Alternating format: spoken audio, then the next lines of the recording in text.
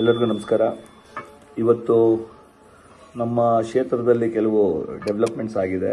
Especially ರಾಜೇಗೌಡರು Congress ಮುಖಂಡರು ಹಾಗೂ ಒಳ್ಳೆಯ ಸ್ನೇಹಿತ ಕೂಡ. ಆದರೆ ಇವತ್ತು ಅವರ ಮಾತಿನ ದಾಟಿ ಒಂದು ಸರ್ಕಾರಿ ಅಧಿಕಾರಿ ಮೇಲೆ ಮಾಡಿರೋದು ಸರಿಯಲ್ಲ. ಅದ್ರ ಜೊತೆ ರಾಜಕೀಯ ಏನೇ ಇರಲಿ, ನಮ್ಮ ಪ್ರವೀಣನವರ ಮಾತನ್ನ ತಗೊಂಬರೋದಾಗಲಿ, ನಮ್ಮ JDS ಪಕ್ಷದ ಮುಖಂಡರ ಬಗ್ಗೆ ಅಷ್ಟು ತೇಲಿಕವಾಗಿ ಮಾತಾಡೋದಾಗಲಿ ಯಾವುದೇ ಕಾರಣಕ್ಕೆ ಆಗಬಾರ್ದು. ಫಸ್ಟಾಗಿ ಕಾಂಗ್ರೆಸ್ ಅವರಿಗೆ ಸ್ವಲ್ಪ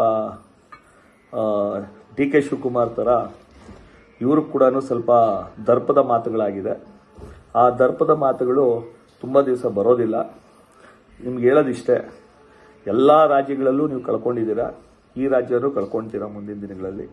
ಹಾಗೂ ರಾಜೇಗೌಡರ ಬಗ್ಗೆ ಹೇಳಬೇಕು ಅಂತಂದರೆ, ಅವರು ಯಾಕೆ ಈ ಥರ ಮಾತಾಡಿದ್ರು ಅನ್ನೋದು ಗೊತ್ತಿಲ್ಲ.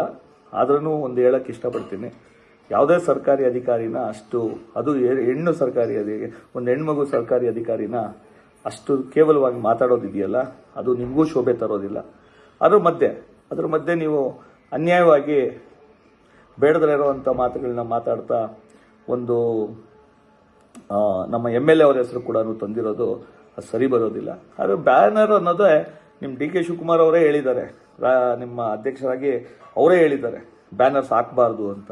ಆದರೆ ಅವ್ರ ಮಾತಿಗೂ ಬೆಲೆ ಕೊಡಿದ್ರೆ ನೀವು ಒಂದು ಅಧಿಕಾರಿ ಮೇಲೆ ಈ ಮಟ್ಟದಲ್ಲಿ ಮಾತಾಡೋದಿದೆಯಲ್ಲ, ನಿಮ್ಮ ವರ್ಚಸ್ಸಿಗೆ ಇದು ಸರಿ ಬರಲ್ಲ ಅಂತ ಹೇಳ್ತಾ, ಮುಂದಿನ ದಿನಗಳಲ್ಲಿ ನಿಮ್ಮ ರಾಜಕೀಯ ಏನಾದ್ರು ಮಾಡ್ಕೊಳ್ಳಿ, ನಮ್ಮ ಪಕ್ಷದ ಬಗ್ಗೆ, ನಮ್ಮ ಪಕ್ಷ ರವಿಯಣ್ಣನವರ ಬಗ್ಗೆ ಏನಾದ್ರು ಮಾತಾಡಿದ್ರೆ ನಾವು ಅದನ್ನು ಲೀಗಲಿ ನಿಮ್ಮ ಮೇಲೆ ಎತ್ಕೊಳ್ಬೇಕಾಗುತ್ತೆ.